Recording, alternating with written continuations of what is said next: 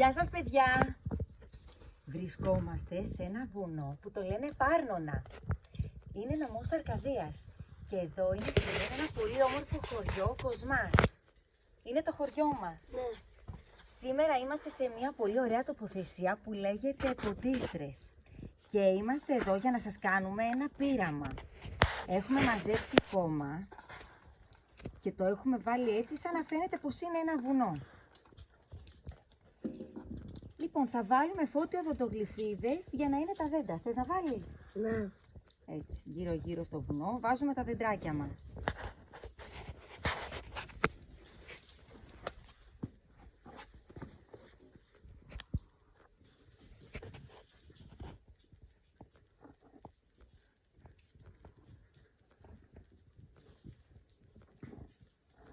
Ωραία, πολλά δεντράκια. Το βουνό έχει μεγάλο πυκνό δάσος και είναι πολύ όμορφο. Έχουμε και άλλες οδοντογλυφίδες, να τις βάλουμε όλες. Εντάξει, ναι. Και αυτές, βάλει και αυτές. Ωραία. Πολύ ωραίο το βουνό μας. Ξαφνικά λοιπόν στο βουνό πιάνει βροχή. Για να δούμε. Θες να ρίξεις και εσύ βροχή? Ναι, ναι.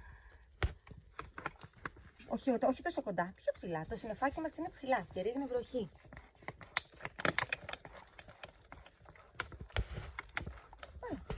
Τι παρατηρούμε λοιπόν να γίνεται στο βουνό? Τίποτα. Βράχηκαν τα δεντράκια μας, ποτίστηκαν. Πάρα πολύ ωραία. Αυτό χρειάζονται τα δεντράκια.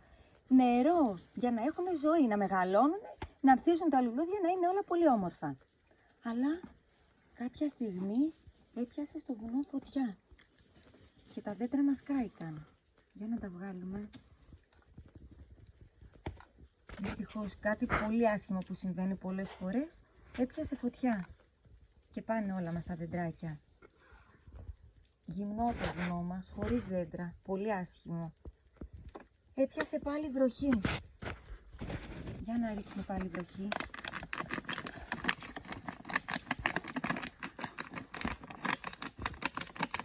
Βλέπουμε σιγά σιγά ότι το χώμα, όχι τόσο κοντά, βλέπουμε σιγά σιγά ότι το χώμα κυλάει, το βουνό χαλάει, το χώμα υποχωρεί.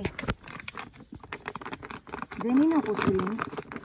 Να βλέπεις γύρω γύρω στο ταψάκι μας, αρχίζει να δημιουργείται λάσπη, το νερό κυλάει προς τα κάτω και δημιουργείται λιμνούλα γύρω γύρω από το χώμα. Πλημμύρα.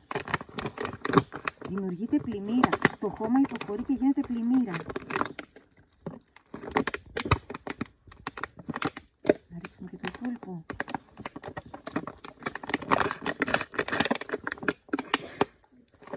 Πάει το βουνό. Χάλασε το βουνό και δημιουργήθηκε και πλημμύρα. Άρα λοιπόν τι καταλάβαμε από αυτό το πείραμα? Τα βουνά μας χρειάζονται τα δέντρα. Χωρίς τα δέντρα είναι η ζωή. Χωρίς τα δέντρα μας δεν υπάρχει ζωή. Γι' αυτό πρέπει όλοι μας να φροντίζουμε τα δέντρα, να φροντίζουμε τα δάση, να τα προστατεύουμε, να τα φυλάμε από τις φωτιές. Εντάξει? Ναι. Αγαπάμε τα δάση μας, αγαπάμε τη φύση και την προστατεύουμε. Κόλλα το. Ας το για αύριο. Φιλάκια. Γεια σας παιδιά!